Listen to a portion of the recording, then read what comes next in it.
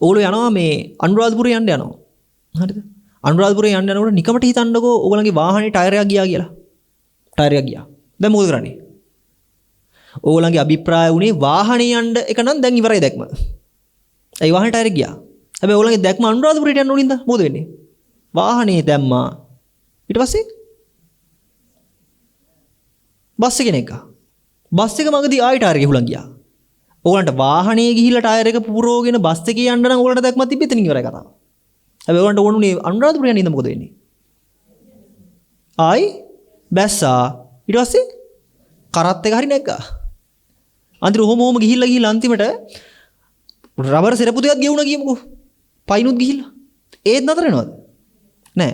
දනිස් පොල් කට ළඟට ගෙවුණා කියමුකෝ. ඒත් නතර වෙනවද? අන්තිම අතපය පන්නේ නැතුනොත් මොකද අන්තිම ඇහුවාම ළඟට ඇවිල්ලා දැන් සිහි නැතිලා වැටලා ඉන්නවා. ඊට කෙනෙක් කියලා මේ මොකද්ද වෙන්න ඕනේ? මොකද්ද උල කියන්නේ? අනුරාධපුරට යන්න ඕනේ. පේනවද දැක්මේ තියෙන තීව්‍ර ගතිය? ඒකයි මෙතන පිංගාදී මම හැමසෙම මතක් කරන්න හදන්නේ ක්‍රියාකාරකමට වඩා මේකේ බලවත් වෙන්නේ දැක්ම මොකද්ද කියන එක.